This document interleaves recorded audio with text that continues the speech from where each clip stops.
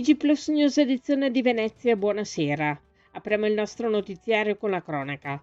Nel pomeriggio di ieri la Polizia di Stato di Venezia, a Mestre, ha arrestato 2 cittadini di nazionalità straniera per rapina. I poliziotti della squadra volanti della Questura di Venezia, a seguito di segnalazione di soggetti molesti, sono intervenuti presso un esercizio commerciale sito a Mestre. Giunti sul posto, gli agenti hanno accertato che 2 soggetti, un uomo e una donna, avrebbero asportato merce alimentare e poi, scoperti dal personale della sicurezza, avrebbero cercato di darsi alla fuga.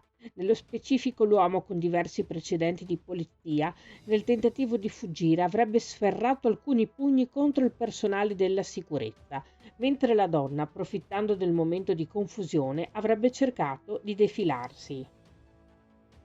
E nella mattinata del 13 agosto la Polizia di Stato di Venezia ha tratto in arresto un passeur di nazionalità straniera per favoreggiamento dell'immigrazione clandestina.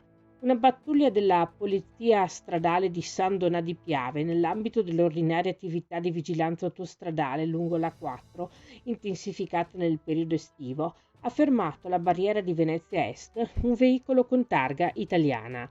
A bordo, oltre all'autista, vi erano 5 persone di nazionalità straniera. Dagli accertamenti effettuati dai poliziotti è emerso come i passaporti in possesso dei passeggeri fossero tutti privi del previsto timbro d'ingresso nell'area Schengen. Il conducente, che avrebbe trasportato i passeggeri attraversando il confine con la Slovenia, è stato portato nella casa circondariale di Santa Maria Maggiore di Venezia, a disposizione dell'autorità giudiziaria. Cambiamo argomento. Con un'ordinanza ad hoc viene riaperto temporaneamente il parcheggio di Campo Cannoni a Chioggia.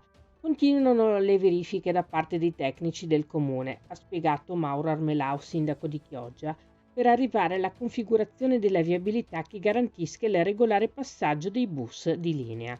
Si tratta di valutazioni tecniche che necessitano di verifiche accurate. Nel frattempo, visto anche il periodo estivo e in attesa di definire la migliore soluzione per i mezzi pubblici in manovra, abbiamo convenuto di riaprire il parcheggio in modo da consentire la sosta delle auto.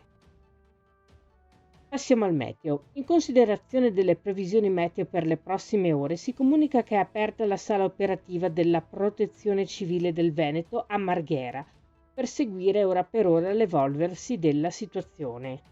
Il presidente della regione Luca Zaia ringrazia tecnici ed operatori della protezione civile impegnati senza sosta a garantire la sicurezza dei veneti. Visto lo stato di criticità arancione, preallarme, dichiarato dal Centro Funzionale Decentrato della Protezione Civile del Veneto, si invitano i cittadini ad evitare ogni comportamento che possa mettere a rischio la propria incolumità.